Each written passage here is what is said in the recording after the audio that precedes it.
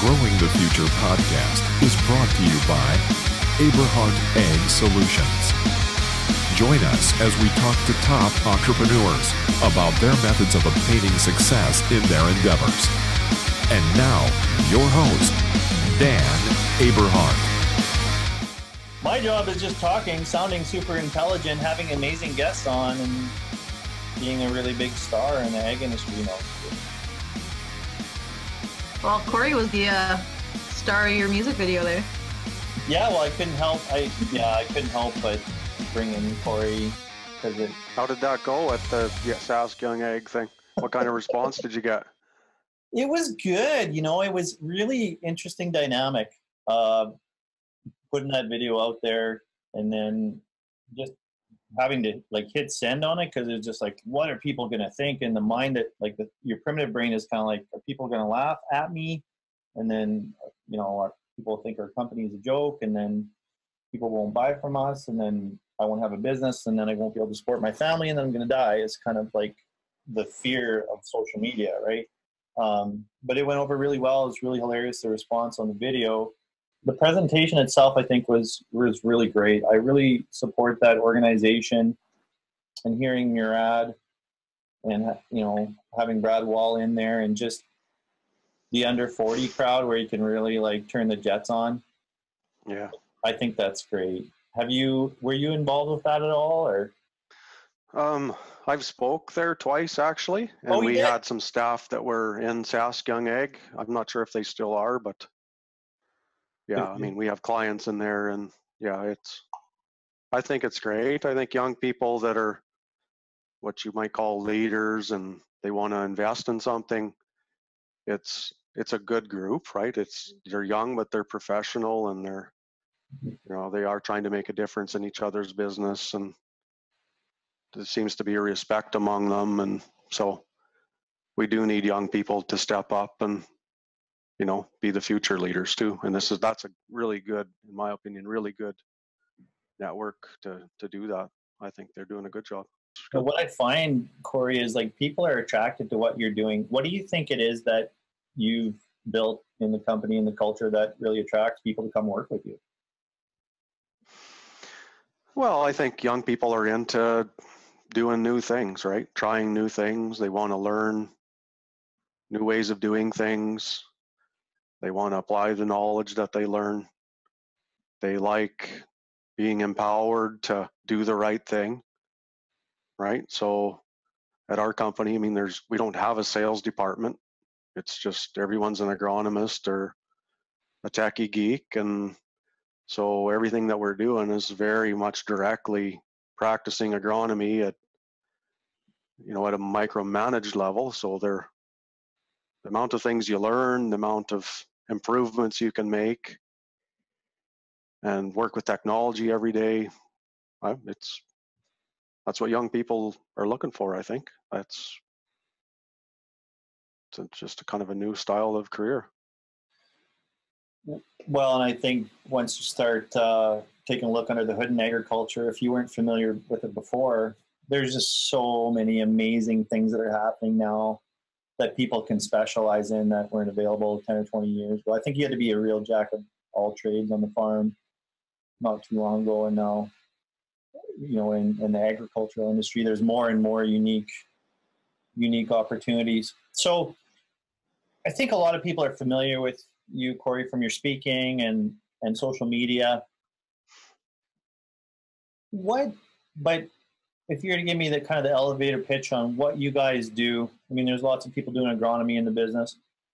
What's different about you and your company that you would share with somebody on a little elevator ride? Well, our agronomy services company, CropPro Consulting, has its roots in full farm agronomy services. So it's typically referred to most people as crop scouting services with a lot of extra management.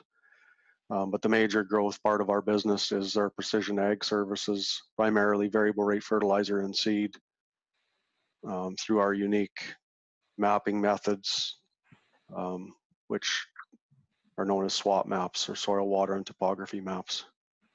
And that's what makes us different, and that would be the growing part of our business. So tell me, what's the deal with this SWOT maps? Like, what's the journey been like? When did you start doing it? How did it come about? Is it something that you just saw a need for and you developed a tool because you need the tool? How did that come about? Well, when I got my degree in '96, consulting was the thing I wanted to do, and I was very interested in precision ag. So I got involved with a project out of the Melfort Research Station with Northeast Ag Research Foundation. And it was a group of producers with yield mapping on their combines. All of them had it. And one of the producers, his name is Dennis McIntosh, had his full farm under variable rate at that time, using his own method. So what we did was, as a group, we funded about 5 years of variable rate research. So we did grid sampling. Of course, we had yield map data. We had PESA weather stations. And then we spent hundreds of thousands of dollars on soil tests, had a lot of government grants. And the goal was to learn fertilizer response and what type of mapping solution would best fit, for variable rate applications. And so at that time, I guess you could say that we came up with topography and water were two of the most important factors. But at that time, there was no way to get a map of that. It was before its time. So. And what year was it, Cory? That was 2003. 2003, okay. Yeah. So then I started my own independent consulting company in 2003, and then for years just beat the paths in the precision ag industry, trying to find ways to scale that type of a mapping solution. And then at 2008, it was born, and we, that was the first year we offered SWOT maps commercially. Satellite imagery is fantastic for scouting or in-season applications, or, learning where insects and diseases and weeds and salinity and sand, like seeing all the effects of it. But it was never, in our opinion, and iHarf kind of found the same thing, it was never a solid base layer for fertility. So that's how we ended up starting on SWOT maps in 2008. Well, you guys aren't just fighting like space wars, it's with the satellites, so to speak. Like, you've got an army of people on the ground, like in trucks, like contacting the soil, like making things happen on a really physical level. I think that's one of your distinctions. Well, electrical conductivity is a relatively inexpensive sensor, and it does a good job of what I call measuring subsurface variability. It's influenced by texture, solutes in water, and all those things are combined, so it makes the maps a little complex. But we've just found it's a very critical layer to learn what's going on underneath the ground. By collecting accurate elevation data, then you can model where's the water flowing, where does it sit in flood areas, what areas are shedding water, and along with the topography model, integrate all those things together so you could delineate the different areas of the fields differently. Sorry, you're using a Varus or EM38? I guess they're similar, but. Well, actually, we've used all the sensors. We've had Varus machines. We currently have a fleet of EM38s and 3 topsoil mappers. That's the Geoprospectors unit from Europe. Oh, okay. The type of instrument you use, it doesn't really matter. It's just whatever instrument works best in your area and for the type of equipment that you're pulling it with. And, an EC map is an EC map. There's nothing different about them, really. Well, I think one of the cool things you guys have done is made it so that it's kind of automated in the way that if you're dragging behind a implement that's already doing work, you're collecting a huge amount of data without any extra work, and I think that's critical to the success of it. Are you taking those conductivity maps then and just using that to create targeted areas for soil zoning to have better information, kind of shine a flashlight in the dark where to go? Or is that more part of the whole integration with the other layers? Yeah, no, there's probably, in an average field, there's probably 50 or 60 different what I'd call files in the directory. Like an EC map on its own is just one of them, right? So I'll just give you an example of when you're modeling, you want to model depressions in the field. They could be depressions that shed water, like that they don't hold water, they don't flood. They can be depressions that flood, or they can be saline depressions, and so we would zone those all differently. So you need, like, electrical conductivity map doesn't tell you where water sits in the field, right? You need a topography map for that. So it's a combination of using different layers, and then we have our own proprietary software module that we've built to put layers together. So is the topography and the water component much more pertinent and critical in areas like where you are and where we farm at Langenberg, given how we farm the hills and, like you say, depressions or all kinds of different things? What about the plains of Regina? Is it the same mix of elements of information you're combining to reach a conclusion, or do you adjust that? Yeah, it's a good question. It would be adjusted quite a bit depending on the area and the type of soils. So Regina has very little difference in soil texture. However, when you EC map it, so then the EC map will show is where the water is shedding and where it's collecting. And it will also show areas that have had historical erosion versus areas that have collected the soil from historical erosion.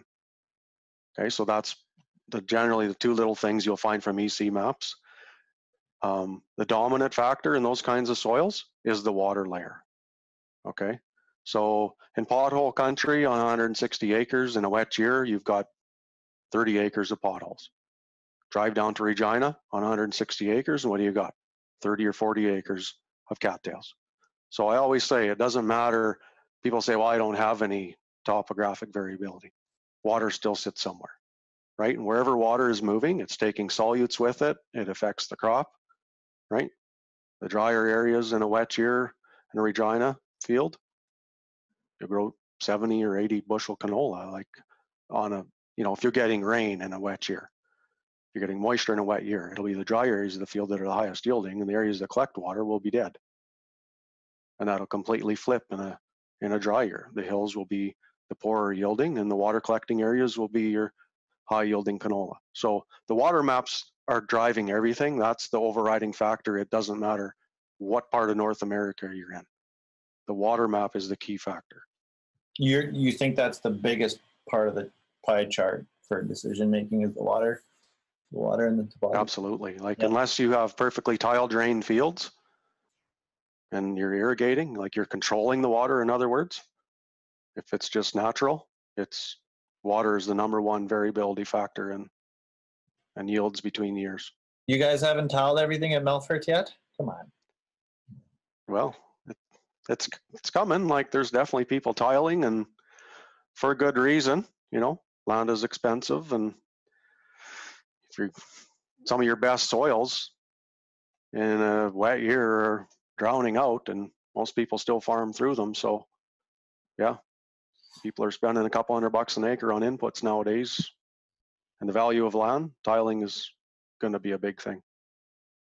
Yeah, I think the economic threshold and the work that we did there and the water management days of Precision Land Solutions made a pretty elaborate calculator that was, we had some pretty smart people from the farming community that were consultants built that thing, and the economic threshold at which it makes more sense to tile than it does to purchase additional land is $2,500.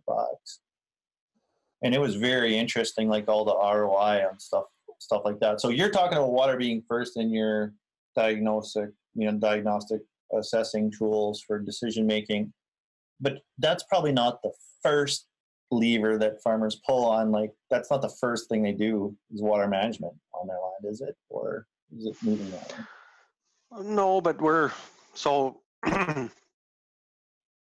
using the maps that we make. It's sort of what I'd call a side benefit to have layers that show where water is collecting and saline areas, which you could you could tile these certain areas of the field. We're using that information to make people's variable rate maps and prescriptions and decide where to sample.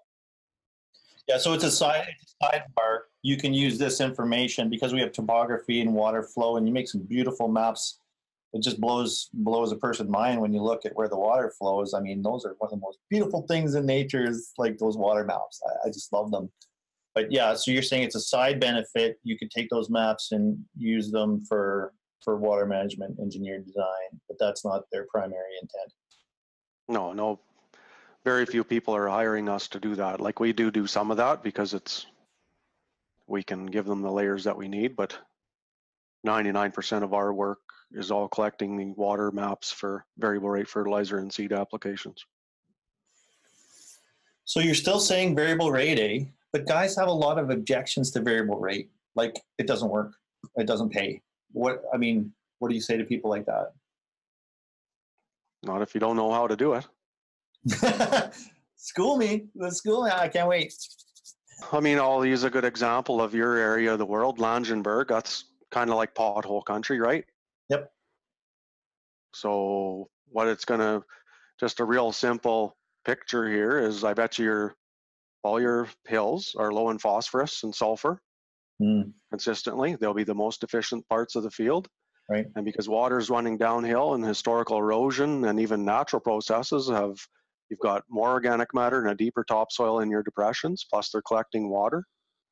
So it'll have your highest phosphorus and your highest sulfur. And in most cases, those areas will be highly productive with just maintenance applications. So you go out and flat rate 10,000 acres, right? I bet you a third of the farm is these hills. Why would you be spending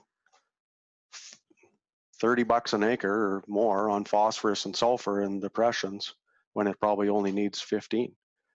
Why wouldn't you spend $45 on the tops of the hills, where the areas that are deficient in phosphorus and sulfur? And if you get rain, you're going to grow way more bushels on all those acres. That's a simple, very simple, and it costs you nothing. That's just taking your existing fertilizer budget and reallocating it across a farm. Yeah. We do it all the time on that type of ground. I mean, that's probably the easiest way to make money in pothole country. So what is the argument? I mean, I've heard it from, even some sophisticated agronomy companies where they don't even have variable rate component because they just don't believe in it. Where do you think the disconnect is between the opportunity and the way people perceive it? Well, it's a whole industry problem. I'm very active in practically every university and college in Western Canada trying to get them to have a precision ag program. Like, last year, there wasn't a single provincial specialist in 3 provinces. There's not a single precision ag prof or precision ag class in 3 provinces, much less a degree or a diploma opportunity. So we have zero research that's of any good because there's no master students, there's no PhDs. Like, where do we expect all this knowledge to come from? Who's teaching people? We don't do any real research. So there's the core root of the problem there. So there's people like us that are learning by trial and error, right? Learning on the fly, because no one's probably invested more in doing that than us. And then you have the other side of the industry, people saying, well, it doesn't work, and nobody knows what to do. It does work if you know what you're doing, right? And most people just don't want to, I think it's, if water drives everything, right? And if you can go out to your farm and you can dig in the dirt down and you got saline areas, how much fertilizer does that need? Right. You don't even need a degree to figure out that, right? We got all kinds of land around here that is 10% of it's saline. And I got a map of it. So there's 10% of a guy's farm he's not spending $100 an acre on fertilizer on. And then you go to the next zone outside of those salinity areas, are deep black soils. It's 18 inches deep of black dirt, with 8% organic matter. And it's loaded with nutrients when you test it. it's a low fertilizer response area. This has been well documented. Okay, you go into the mid slopes in the field and you can tell even when you drive in there every single year in northeast Saskatchewan, because the depressions are always too wet and the hills are not your best ground. The mid slopes are always the best ground year in, year out. They're always completely devoid of nutrients. There's hardly a mid slope location in anyone's field that's not devoid of nutrients. So, I mean, then you just plow the fertilizer on your mid-slope soils. And the extreme on the other end, your high and dry soils, they could be sandy, they could be just, you know, lower organic matter hills that are decent soil. If they're sandy, you know, obviously you're not going to put a bunch of nutrients there. You know, you don't even need yield maps to go and look in the sand and see. It doesn't pay to put much fertilizer there. So the problem is the industry is like waiting for someone to come up with some pinpoint accuracy, you know, put the target on the wall and hit the middle, when right now we're not even hitting the dartboard. Like all we're trying to do is get better, and no one wants to use common sense and existing knowledge, you know, and come out and say, well, yeah, water, we need to know where the water is. Obviously we should know where the salinity is in a field. Obviously we should know the different soil types and textures in a field, right? I mean, this stuff is, I don't understand why it's so hard for the industry to grasp, but these are essential layers. And so 99% of the people will say it doesn't work, and all they've done is made zones with the satellite image. So that's the problem. I think you make a really good point about, you know, education in the industry, and man, it's probably time that institutions are servicing this area of the industry, and the investment and the research is there. But like Alyssa, don't we have, you're just at ACC, don't we have, isn't there a program at ACC for precision farming, precision ag? I think there's I know they have an agriculture program, but I've never heard anything about like precision, but that wasn't my program. I think there's like a precision agriculture program. It's 1 or 2 years where they take on exactly that at ACC. Did you look at that at all, Cory? Are you familiar? Yeah, no, you're right. And I don't know if it's still there, pardon my ignorance, but it was definitely there a decade ago. You know, and that's good, but I mean, we don't hear much about it anymore, though. I heard it was a pretty good program, I thought. Yeah, and community college. Sorry, go ahead. Sorry, we have ag expert and agribusiness, and then advanced agribusiness. You know, that's a crazy part. It might not even be there anymore, because probably there wasn't enough interest or something. Maybe you're right, Cory. Like, is there nothing? Well, the thing with, if you look at colleges, yeah, who like the challenge is, who are the profs, right? So you go across Western Canada. Like what demographic are they? No, well, where are they coming from? Because there are no PhDs in precision agriculture type stuff in Western Canada. Yeah. Name one. There isn't any, right? So even all these universities and colleges are starting to develop classes and stuff, and I talk to them all. Who do they hire? Like, we haven't developed anyone. Yeah. To have a prof, you need someone that took their master's and then that took their PhD in something. They don't exist. So education, not only to your customers, but for the industry in general, must be a huge thing for you. Like, and it seems like you're trying to do that, educate people. But I guess that's probably a challenge and a frustration that you got to build that as an entrepreneur in the business. Yeah, well, I mean, let's face it. If kids come out with degrees and we're hiring them, it would be nice if they had a base knowledge of everything, right? And base knowledge taught at a professional institution. You know, it's unbiased. It's, you know, they'll be doing literature reviews and teaching them, you know, the basic fundamentals of soil fertility in a landscape, or you know, crop response to water in variable landscapes, and how to look at yield maps, what you should use satellite imagery for, what you should not use it satellite imagery for. I mean, these are a lot of basic things that, how can you have a 4-year degree now and not come out with these tools? I mean, it's... Well, it's so weird, because you think about it, it can't be that complicated. Like, you wouldn't necessarily have to have professors that were actually like incredibly proficient in every aspect of this, but you could facilitate learning in such a way like, hey, we're going to learn about this, research that, talk to this person, test this, do that.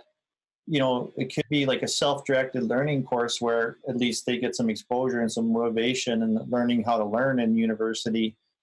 I don't know. That's a very interesting point that you make, though, and it's doing a disservice to our agricultural community for sure. And like the weird part is when they're talking about that supercluster. I mentioned this to Jeff Bennett, I was talking to earlier. Like with this protein supercluster and stuff, they were on the presentation. They were showing the level of research in Canada, and you got to be aware of statistics. Like I'm not sure if this is a really holistic view. But like the overall R&D in agriculture in Canada was less than Croatia, and maybe it's because we're near such a big center like the U.S. that's doing a lot. Like, what's your opinion on the level of investment in agriculture and R&D in new areas like you're talking about, obviously, in Canada? Yeah, well, that was my primary selling feature when I talked to the universities about it, because I'll give the example of Raj Khosla, who's the leader of the Precision Ag program at Colorado State University. They have a massive amount of projects going on with master students there. They can't keep up to the amount of people coming to them to test their products or to test their processes, et cetera, right? Because people need, first of all, credible third-party sources to validate their products. But second of all, I mean, they have a lot of knowledge there and ability to save an investment company $10 million if they say, here's this new tool, research it, tell us if you think that this is a viable tool for what we say it's going to be. Have a great team like that test it and say, yeah, this thing is fantastic. Go ahead and commercialize it, or no, this thing doesn't work at all. Save yourself $10 million. Like there's zero investment in precision ag or anything in far as ag technology coming to Canadian universities because we have nothing. We don't have any specialists. So there's no master's program. What is there to do? How are you attracting money to ag tech if we have nothing? Well, I find it really fascinating too. I think there's a really big focus on field testing and trialing of products and stuff like that. But some of these practices can have a larger overarching impact on your bottom line than anything. Products might be just interchangeable, like products come and go, but some of these practices can make such a difference. And we don't really have any third-party data tests showing this practice of administering nutrients according to actual data is better than just wholesale broadcasting it on corner to corner. I mean, surely we're going to hit a point in agriculture where wholesale broadcasting of things in general is going to seem pretty barbaric, is my opinion, whether it's fungicide or herbicide, or nutrients. Some nutrients we know are great to go on that way. I won't mention any names, but you know what I'm talking about. But other than that, like, it's going to seem barbaric when we just turn things on and drive. No, I mean, that's whatever. Let's talk about elemental sulfur for a minute. Okay. And I'll show you how that, as an agronomy firm, we identified places where farmers specifically should drop a sulfur-based program and start using elemental. Okay, and you're not getting paid for this? No, I'm not. I don't take any money from anyone. Otherwise, I can't say what I really think. You literally wouldn't take my money because I know I'm like, I've offered it. Not that I have. Anyways, go on. No, I mean, elemental sulfur, period. I'm not specifically promoting your product. I didn't mention the name of a product. We didn't.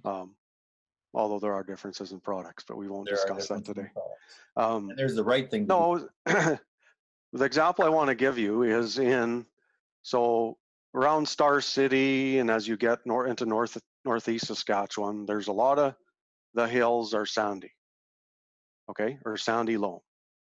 And so they're well leached, they have low organic matter, but in northeast Saskatchewan, they get consistent amount of rain, right? It's usually too wet, not too dry. So we can actually grow very good crops up there.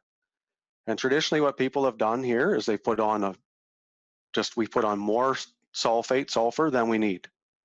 So people do blanket applications because 20 years ago when I started as an agronomist here, I spent the first 2 years driving around people that had sulfur deficiency on all their hills.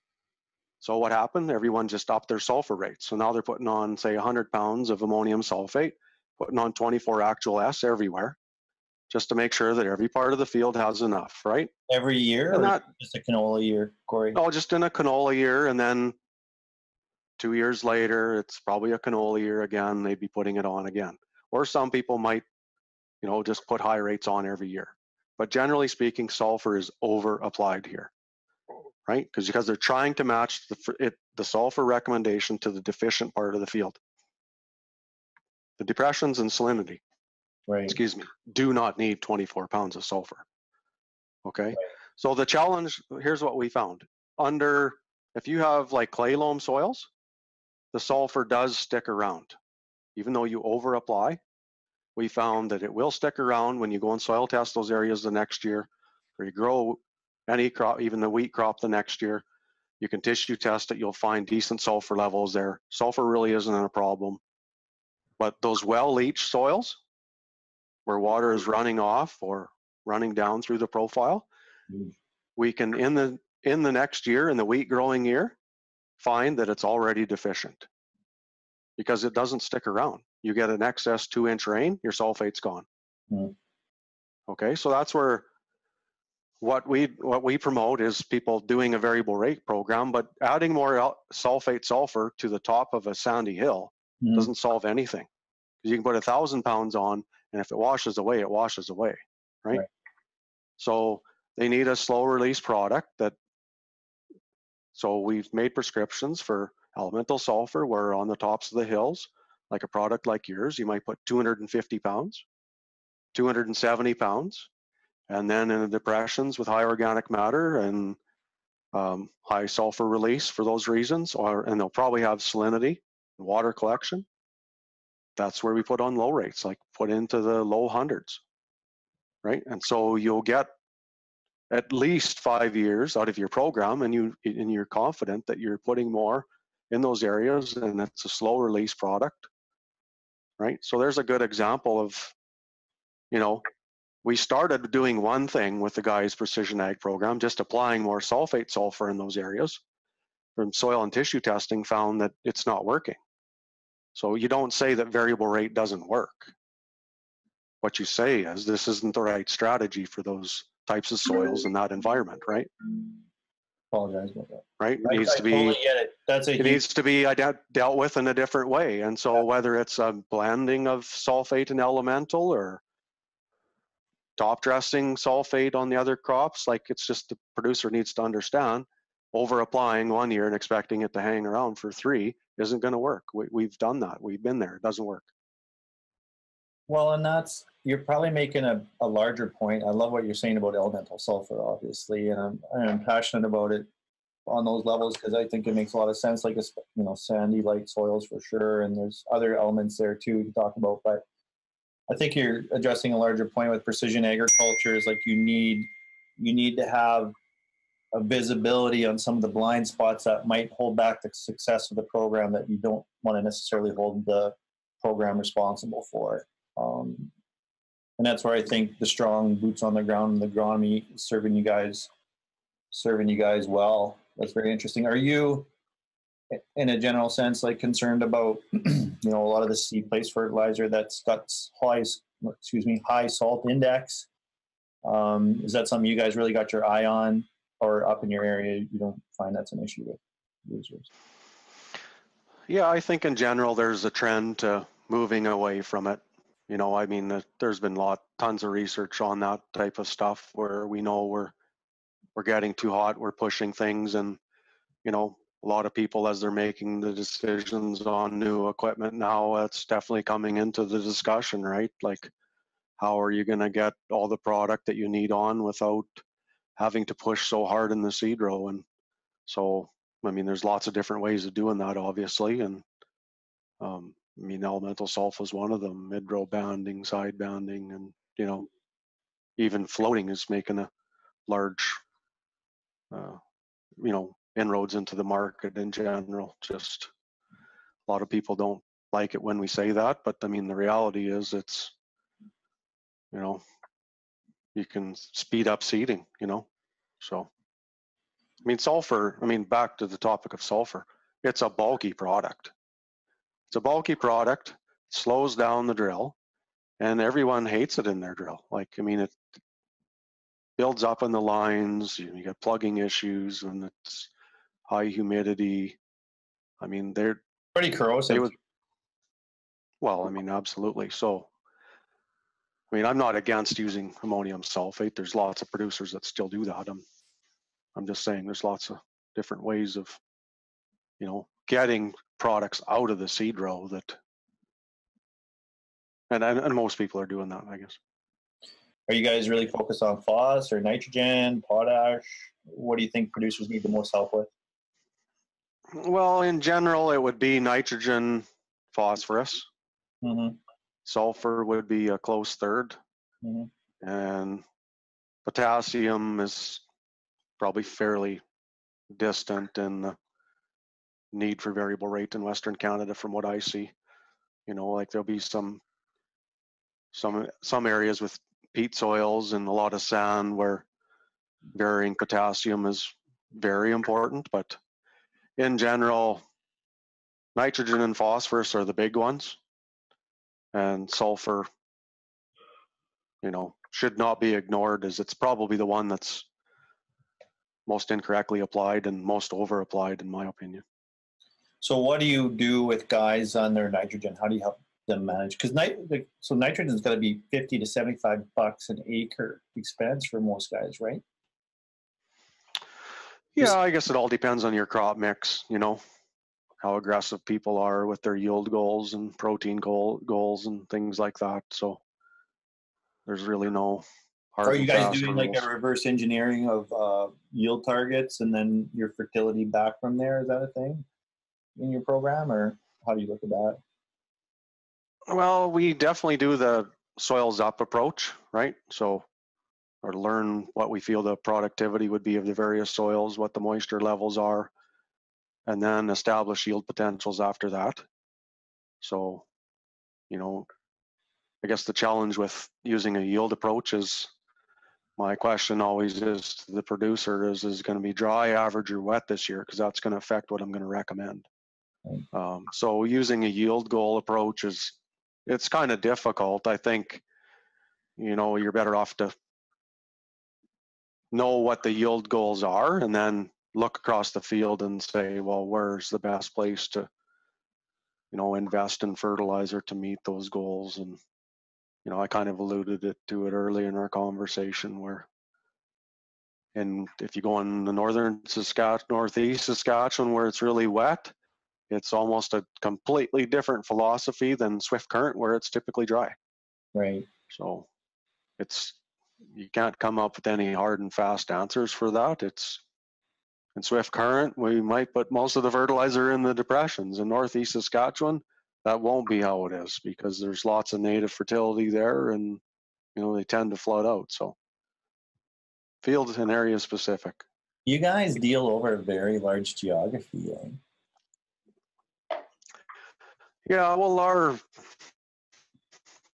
own agronomy services company is primarily Saskatchewan, a little bit in Manitoba and Alberta.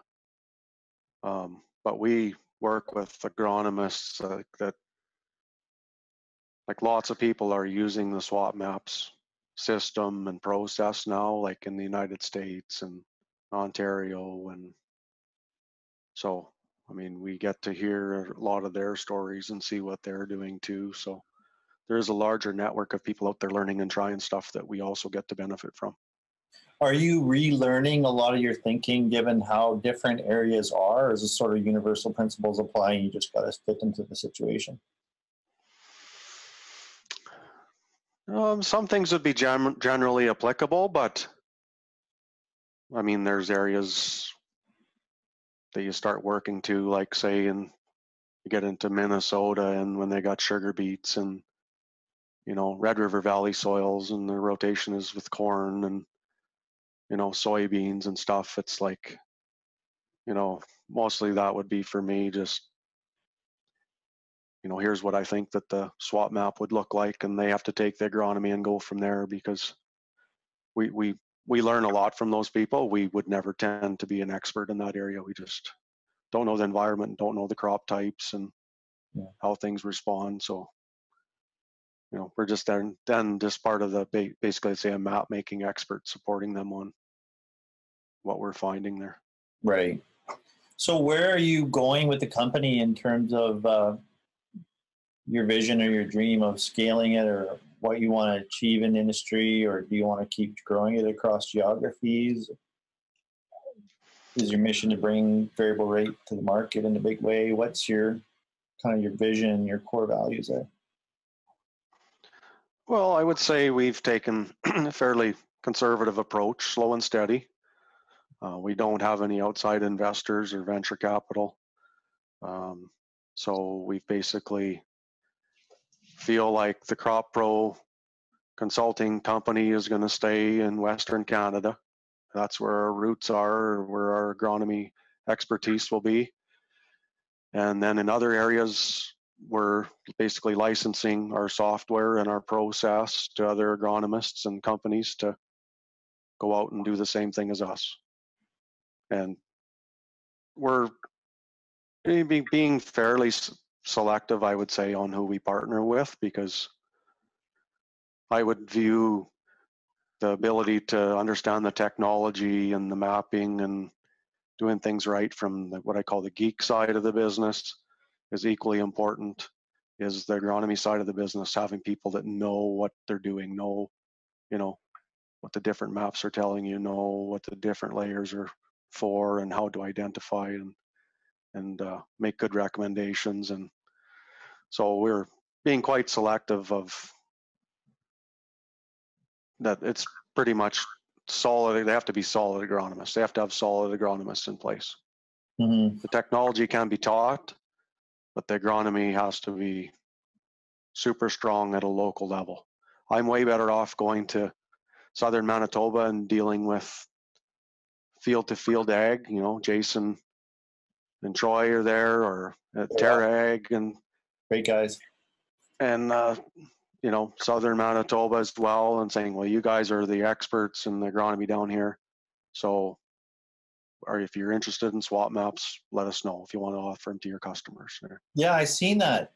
They're pretty excited about that. That's cool. That's fun. And then there's nothing we can't, we're not pushing people to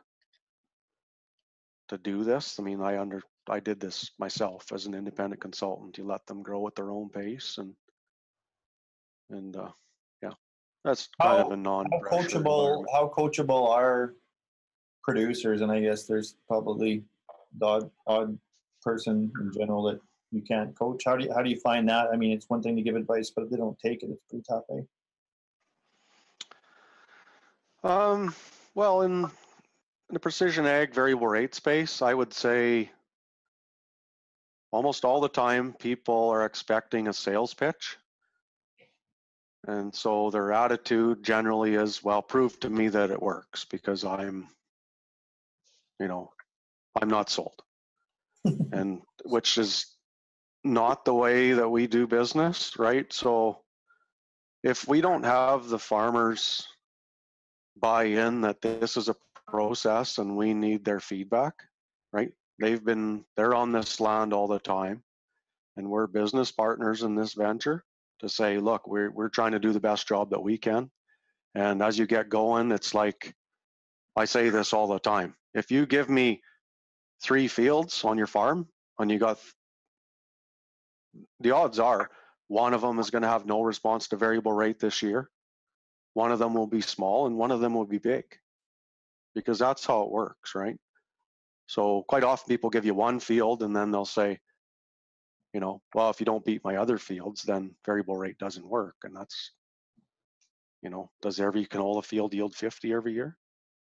So the challenge more is when you build a map of a field and you show them, look, here's the fertility variability, right? You should probably take your nitrogen, phosphorus, and sulfur out of these saline depressions and put that on these hills that are showing deficient. That concept should work for the guy, right? You don't. So mostly, I think the first year, usually as people are very standoffish, they kind of don't buy in that this is a process and that you're trying to work with them to better their farm. They feel like it should provide a return of this dollars an acre or you're gone. You know, and that's not in fact how it should work. Like the customers that we've worked with for 10 years, it just keeps getting, what I always say is it's little things, right? Little changes every year, incrementally over time. 10 years down the road, you're like, wow, we have really done some significant improvements on this farm. We've identified our issues. We're applying fertilizer in the places it pays the most. Some fields have gotten way better. Other fields, we've saved a little bit of money. You know, our crops are more even. We've increased, you know, if there's seed growers up, they just want even crops. You know, they don't care if they lose 2 bushels an acre and they're waiting another week to bring their crop in.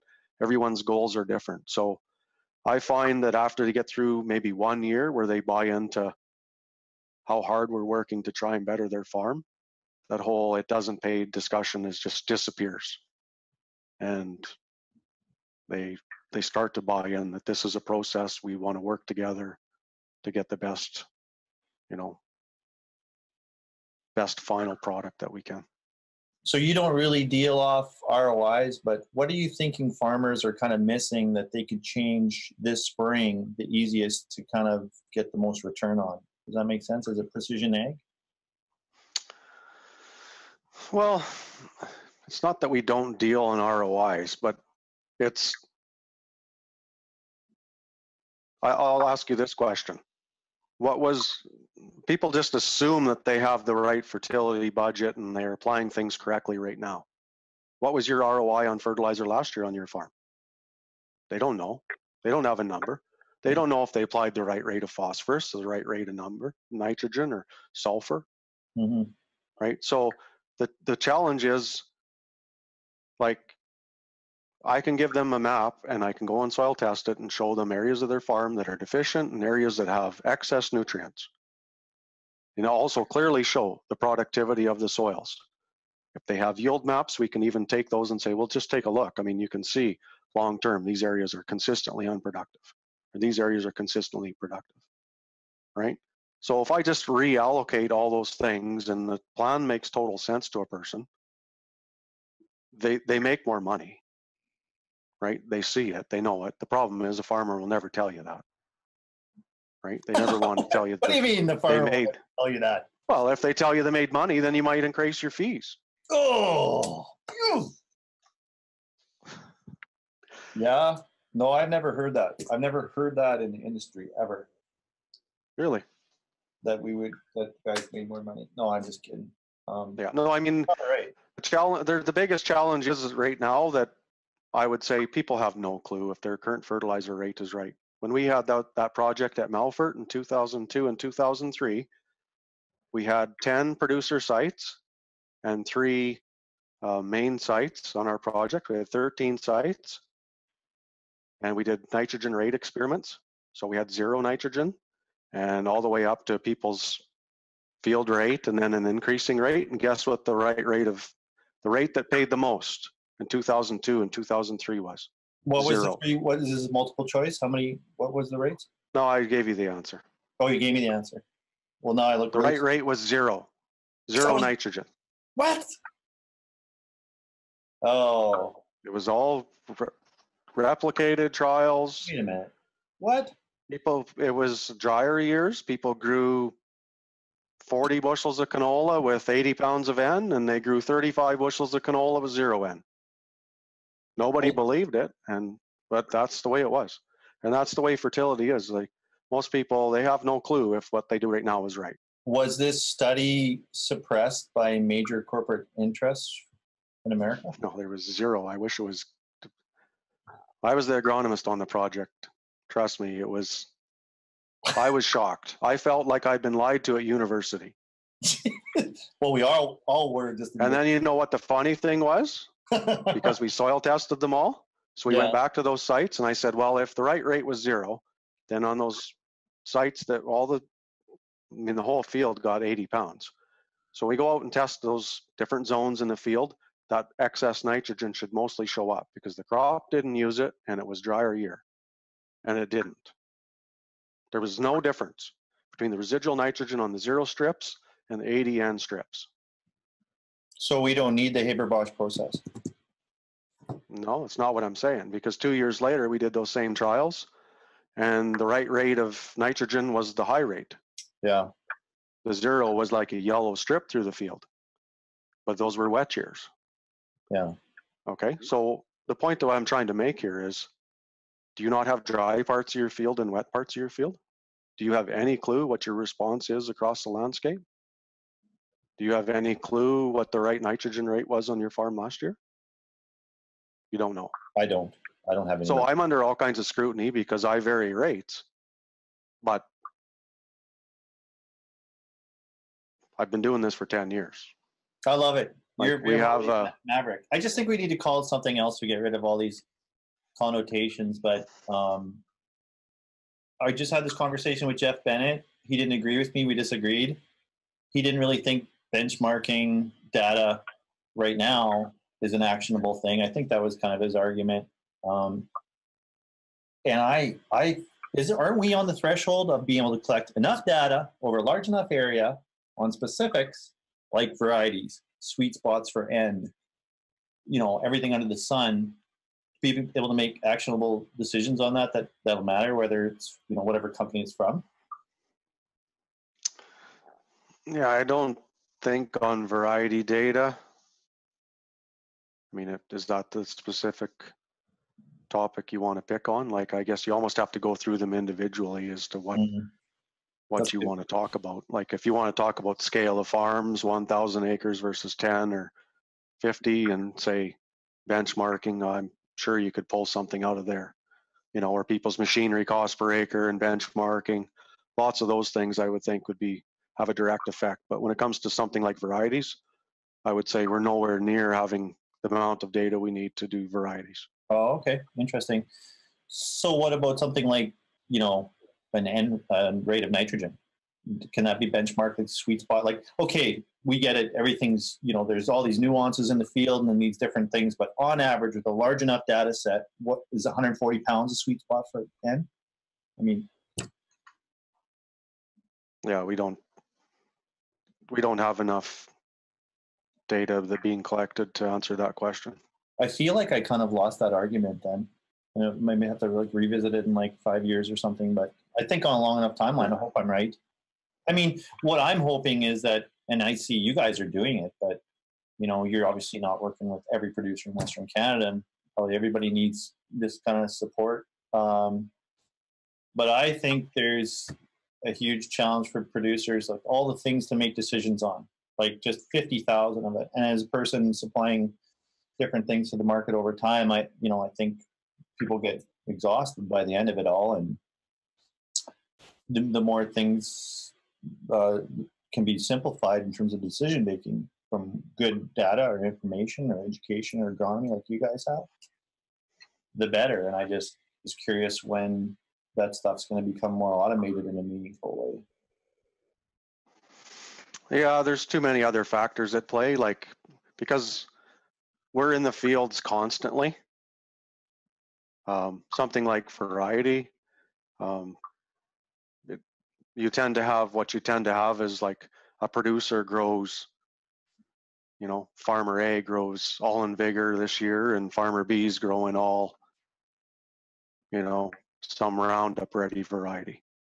And farmer B sprays his Roundup Ready canola once and farmer A sprays his twice, and farmer B has all kinds of weeds in his field and should have sprayed it 3 times. Farmer A seeding till June. Farmer A does a fantastic job of seeding. Things are even. He's got excellent straw management. Management is a huge factor. Farmer B just kind of went in and a mile an hour too fast because he had too many acres to cover. And most of the time I find the differences between people's varieties when it's between farms. If it's on a single farm, a variety comparison is probably a pretty good thing if they're roughly seeded the same time, same type of ground and stuff. But if it's between farms and you're benchmarking between farms, it's almost always management related. Huge differences, eh? Alyssa, I feel like I'm losing this argument. Like, how do you feel I'm scoring with these guys? Both of these guys say there's too many variables, but I'm wondering, it's sort of like macro data on the internet. Like, if I'm Googling something, that all gets noted and stored, and they use it like on Facebook or whatever, and they're not going to pick out single people. But if you have enough people trending or Googling like the macro data, and if, I don't know, like how many acres of Invigor canola are there? So I'm wondering, does it matter if these people are good farmers, bad farmers, if we have millions of acres in one variety versus another? Wouldn't there be enough data to say, well, this variety has inherently across all configurations and possible variables for producers, 2 more bushels or 5 more bushels than the rest of the competitors on the market? I don't know. That's kind of, I heard, my understanding is this kind of data is coming, but it's kind of interesting to get your perspective, because you're a data guy. It'd be very hard to argue with you in terms of science. Well, how do you verify the yields are even right? Like, yeah, like, I don't know. Yeah. I mean, I see people growing the same varieties, and one guy will pull off 70 bushels of canola in his fields, and the next guy's getting 45 on the same variety. I think if you put it on there's Twitter, so many other factors at play. Like, it's just, if you put and the guy growing 45 thinks it's great. Right? And so you can say, well, yeah, I mean, but farmers can't, there's structured data and there's unstructured data. Okay. And everything, when we talk about benchmarking things, and we talk about precision ag and everything to do with technology, we have structured data, right? Things are entered. You have a map with yields on it. You have someone's entered in weights of things, okay? But the unstructured data is what we work with all the time. We take pictures of people's crops as they're growing. We walk out, we make observations, right? So the unstructured data is all, no one has any. Okay? So that's where the biggest challenge is. The unstructured data is things like, we can have pictures of guys seeded their crop the same day, and one guy's Invigor plants are this big and the next guys are this. Right. Why? What's the difference? What did he do different? Well, he seeded shallower. He only put 15 pounds of phosphate with the seed and the rest in the mid-row band. His field was a little blacker because he harrowed the snot out of it before he seeded. And, like, there's all these things that come into play, and at the end of the year, he grows more grain than the next guy. And so every year we know why he succeeded, because we saw all these things. And it's all unstructured data. It's not captured in any way to say, what are the real reasons behind a variety's success or failure? And I always use this as an example with soybeans. The North Dakota state did a research with 5 different soybean varieties, and it's all dry land. And then, so one side, they just left it dry land. On the other side, they irrigated it out of the snot out of it to simulate flooding. Okay, the variety that was the best under dry land was the worst under the flooding scenario. Okay, so what about wet years versus dry years? Do we know? Well, nobody screens any varieties to know this variety is better in a wet climate, this one's variety is better in a dry climate. We just take all them, put it all together. It doesn't matter if a guy had 2 inches of rain or 20 inches of rain. It's a variety. Yeah. Like, there's way too much stuff going on to say a variety is better or not better. So I guess I'm still beating you up, Dan. I think I'm I want to win this. I want to bring on some guests that agree with me. Well, you just get someone that's selling data for decision making. Oh, don't be like that. Well, it is interesting that you say you have no salesmen. And I mean, yeah. I mean, I would argue that we're always selling. It's just some people want to admit it or not. But you do make some good points. So in the mix of what farmers focus on in general, do you think farmers are focusing enough and investing enough on agronomy versus equipment or accounting or marketing or HR? How do you feel about that as somebody who's embedded deep in the industry? Yeah, I would say that's very farmer specific. Mm-hmm.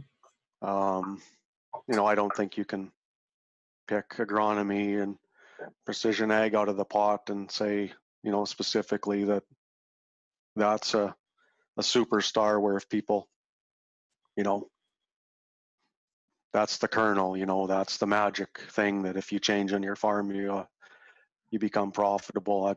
I would say that everything needs to be managed to its peak resources.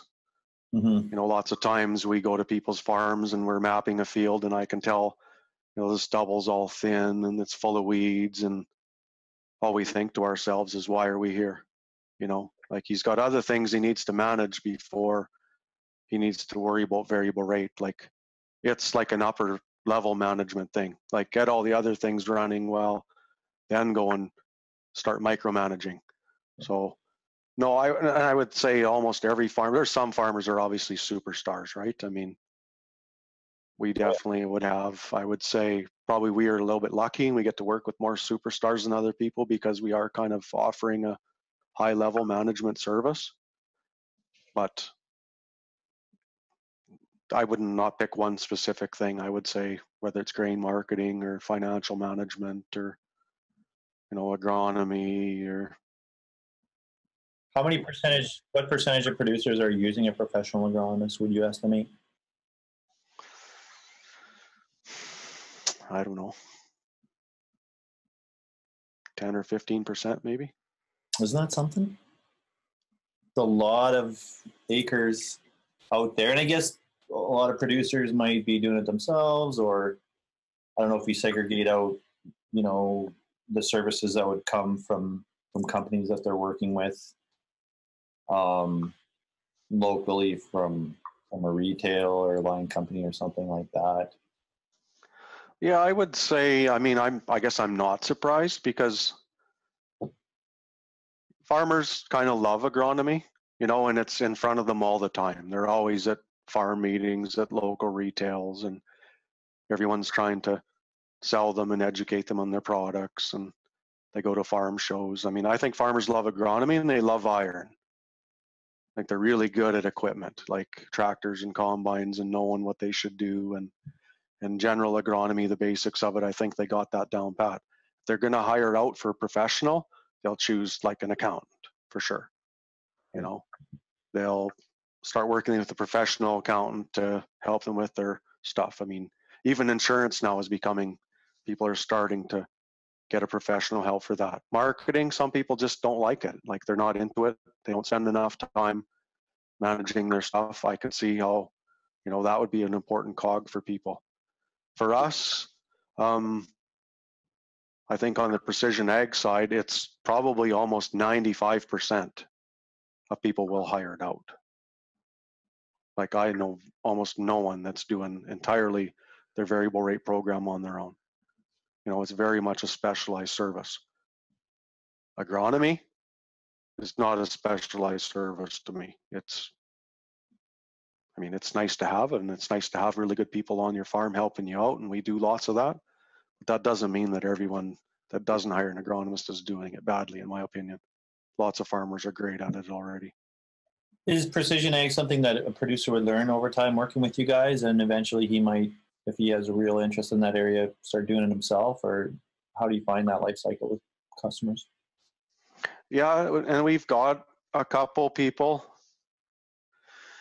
I would say in the 10 years, and hundreds and hundreds and hundreds of clients that we've worked with, we've only had like 4 people that almost are completely doing it on their own. So the answer is yes, people could do it on their own, but even something like soil sampling, they're busy combining. When they get off the combine, they just want the job done, right? They don't want a sampling truck and, so lots of the things. And then the other thing is with, say, writing prescription files or building maps and stuff, because you only kind of do it once every 6 months. You got to sit back down to the computer and figure out all the software and, figure out how to do it. And I don't know, to me, it's just, I don't see many farmers that are geeks like that they want to learn the technical part really hard. They're kind of still iron and agronomy people, and they'd rather just say, just do that, like get her done. So what really cool technology are you working on right now that's top secret that you can tell us about confidentially? Oh, I guess we have lots of projects on the go this year. One really exciting one, I think, is a site-specific management project on water. We're working with South Country Equipment.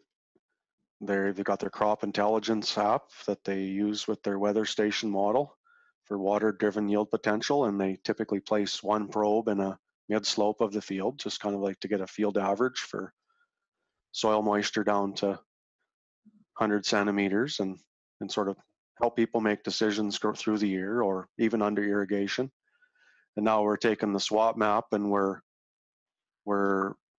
basically going to overlay that during the growing season to, as you get a certain amount of precipitation and based on what the soil moisture probe is at, we can model, maybe what the hills have for moisture and what the depressions have for moisture. And if you want to go out and add more fertilizer or invest more of something in this crop, what is your yield potential, based, throughout the whole entire field. So are you having a lot of guys that are split applications now based on that, or that's just coming, that's a new thing? Yeah, we don't work with a lot of producers doing split applications, but I think that's going to change. I think stuff is getting more expensive. People are going for higher yields and protein. There's more pressure to, if you want high yields, not just, pour on the fertilizer in the spring. It's from an environmentally, sustainable standpoint and even the use efficiency standpoint, it's not the best way to go. So yeah, I don't see that today it's a huge product, but I mean, there's thousands of weather stations out there now. So obviously the farmers are buying into it to make in-season decisions, and you might even help them predict what their yields are going to be, right, based on their soil moisture and precipitation. You guys do a lot of physical soil testing. Do you think there's going to be technology in the near future that does that work really almost like your SWOT boxes do? Yeah, that's a great question. That's the number one thing on my wish list, is not to soil test fields with trucks and probes. Yeah. And do it the conventional way. It's better than composite sampling, but it's still very time consuming, a lot of labor, trucks, fuel, and still soil tests are kind of an inexact science. So yeah, there's several tools being evaluated for what I'd call on the go nutrient mapping. Some of them have promise, some of them I guess we'll see. I've got my fingers crossed that we can make some of these things work. So yeah, that's the next holy grail of soil fertility layers, is nutrient maps, I think. You spend a lot of time in your company researching, reading, investigating, dreaming and scheming, don't you? Yeah, absolutely. I mean, we want to keep getting better. Like, I guess we don't hide the areas of our program that are weak with people. You know, like in my opinion, zone soil sampling is definitely better than taking one sample in the field and blanket applying. But it's not, we're not there. We're not to the top end of the spectrum yet. There's still another whole layer, you know, another whole level that we can go to. Yeah. With many things. I guess that's why I mentioned the site-specific management water project. I mean, it's incrementally, I think, that everything is just, the farmer starts variable rate and he wants to just do nitrogen. I'll say, well, you mean, then you get this. Can you do phosphorus? Then you're going to get this, right? You can do sulfur, then you get a little bit more. And you can do seed and seed rates, and you get a little bit more. And then if we can add in some more technologies, like it's a whole bunch of incremental little things. It probably gets more cost efficient as you, I mean, you already have the data and you're already soil testing and stuff like that. Probably as many layers of management you can add to these different areas pays back on the original investment, I would think. And yeah, and the nice thing is when you learn one little thing, farms are so big nowadays that something that makes you an extra couple bucks an acre every year on 10,000 acres is a lot of money. yeah. Right. So I'm not trying to find a way to come up and say, oh, my return on investment is 10 to 1 and I'm going to make you 50 bucks an acre every year. Right. I just want to have proof that I can do 10 little things. Right. And on some fields, there might only be 5 of them that are going to apply. And the next field, it might be 15. But on a farm in general, you can look and say all these little things together are going to add up to a big thing.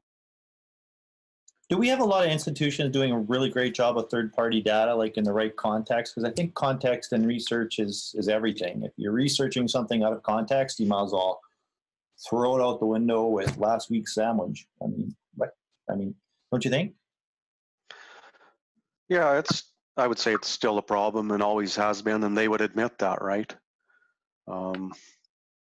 It's really hard when you're in an institution all the time with 4 walls and a window and you're not out in the field like the farmers are or the agronomists constantly in a learning environment to really, know if the things that you're testing and evaluating and, proposing for the future are really valid. So that hasn't changed.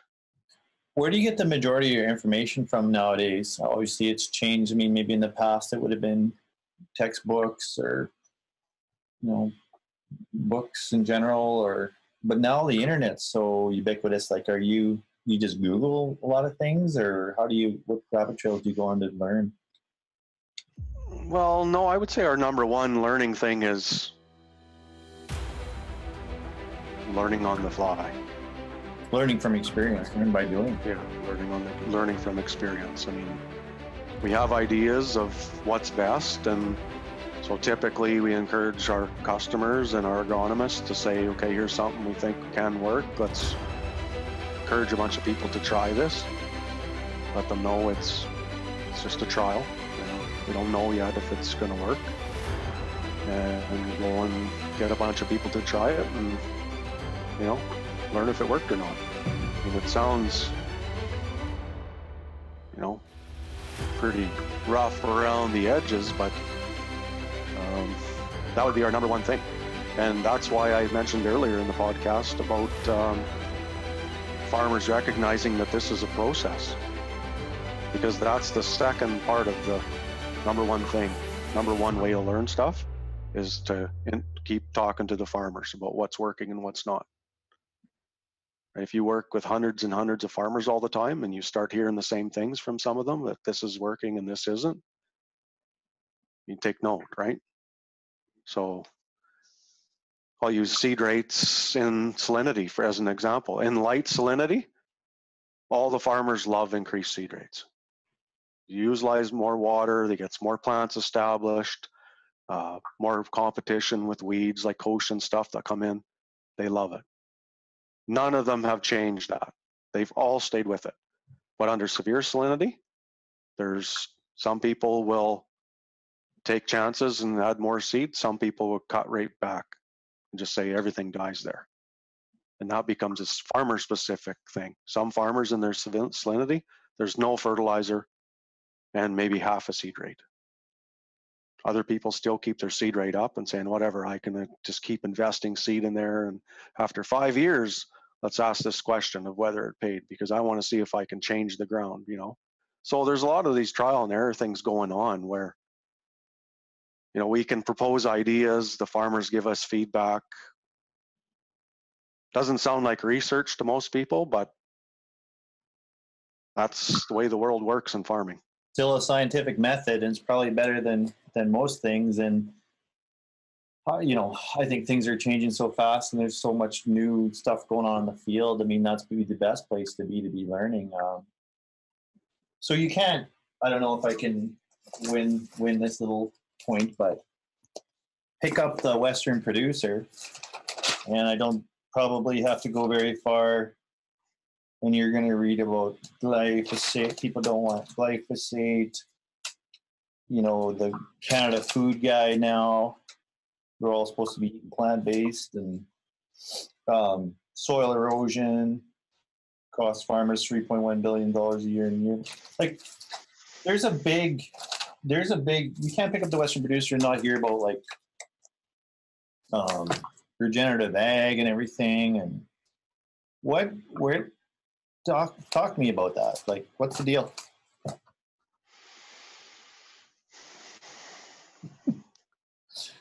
Yeah,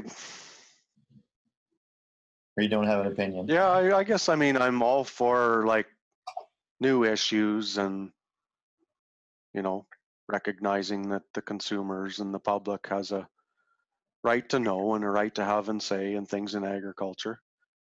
I mean, government obviously has a say. They're constantly legislating different things. Industry has a say because fertilizer companies and chemical companies control a lot of the products that we buy. And so, I mean, agriculture is a very, you know, at all levels, it's got hot topics. I guess I would feel like I mostly have my farmer boots on. And most of the stuff, I can't say I become extremely interested in it. Yeah. It seems like very much a lot of fringe topics where, you know, I can throw around these types of things, but down here on the ground, it's still, you know what, these people are just trying to make a living like everyone else. People need to respect that, you know, if you have all the answers, then, you know, maybe you should pay the bills. Because working with farmers, and I grew up on a farm, I mean, there's a lot of tough times for these people. There's a lot of stress, there's a lot of investment, right? So it's really easy to scrutinize the agriculture industry in so many ways, but I just want what's best for the farmers. I guess from my point of view, I'm all for the farmer, and as much as I, yes, do care about the issues, and I want to make sure that we are environmentally friendly and being good stewards in so many ways, I think that those things are just, they're natural to the farming community. Like, I don't think the general public understands that sometimes the things that harm public and the food chain and the, you know, everything else, it harms, you know, farmers at the grassroots level too. So I just feel like the media is too hard on the farming community, and they're just mostly get their boots given to them all the time and all the things they need to do, and not a big fan of it. Well said. Appreciate it. If one farmer were talking to another in the coffee shop, what would you most hope they would say about you and your company and your services and your people? Well, I would say the number one thing that we want to be known for is just an integrity of what we're doing. So integrity is definitely at the top of the list at our company. Never lie to people, be professional. You're out there to serve them and to do the best job for them that you can. If we don't know something, we can find out. It isn't a big deal. This isn't an ego trip. Let's just make sure 100% we have their best needs, their requirements, their bottom lines at the forefront. And I think in general, the farming industry is an honest industry. We don't have a contract with our farmers. Like, we've never had a bill that's never been paid. Right. I've chased a couple people that were in dire financial times, but in general, it's a handshake industry. So I believe that trust, honesty, I put those together and say integrity is everything. Just do the right thing. And if we always have that at the front of everything we do, we'll always be fine. We'll always be fine. Love it. Well said.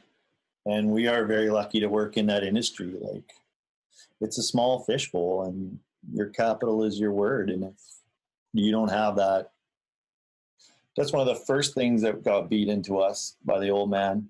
I mean, no matter what, above everything else, you gotta have integrity, and if you give your word, that's your bond, and that's it. Come hell or high water. Yeah, and that's not in every industry, you know. Like, there's not many industries that still do business on handshakes. Yeah, I agree. We're really lucky. On one hand, we're working with some of the greatest, most exciting, newest developments in technology. There was a Twitter thing I just retweeted today. Someone said, second to only war, agriculture is the greatest innovator out there in terms of new developments for society and whatnot.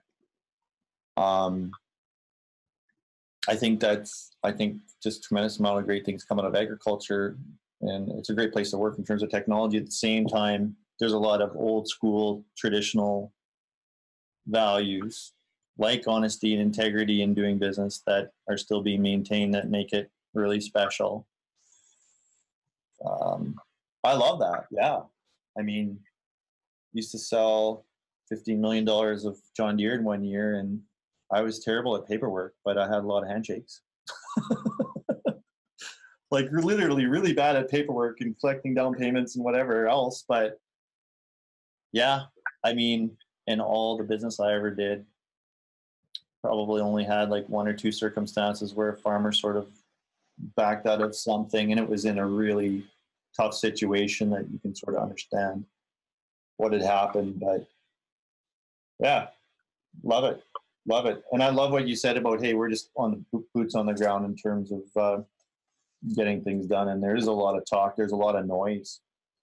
But at the end of the day, the market is signaling they sure still need what we do. Last time I checked. So anyways, there's lots more areas we could cover. Appreciate what you're doing, though, actually, in the industry and for agronomy and advocating for precision ag. It sounds like there's a lot more work to be done in terms of the educational system and research and all that, and making people aware. And I think you guys have built a beautiful business that's bringing a lot of value to the market, and be exciting to watch it grow and to stay in touch. So yeah, it's very cool.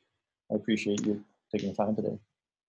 Thank you very much for having me, and it was enjoyable. Keep up the good work. Oh, I appreciate that. Yeah.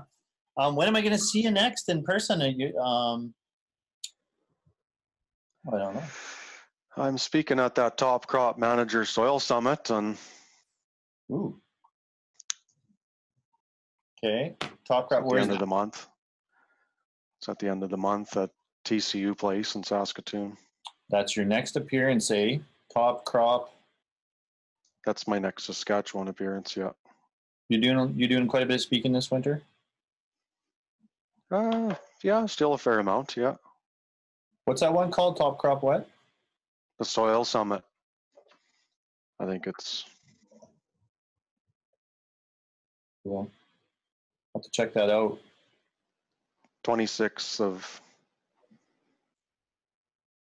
February. What are you talking about there? Precision ag, I guess, obviously.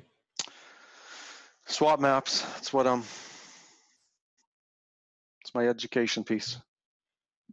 Have you figured out how to make a marketing video with like the SWAT team coming in on the farmer, and he's like doesn't have any precision ag, and they're like, is there a marketing angle there we can help you with? I think that'd be. I love SWAT. The name SWAT. It's just like hardcore. Yeah, there probably is a very good marketing angle on that. Have some fun with it. Yeah, you betcha. Good for you. Well, keep up the good work. Love what you're doing. And thanks a lot for your time. I appreciate it today. And let's stay in touch. Thank you very much. Thanks, Cory. Take care. Yeah, see ya. Bye now.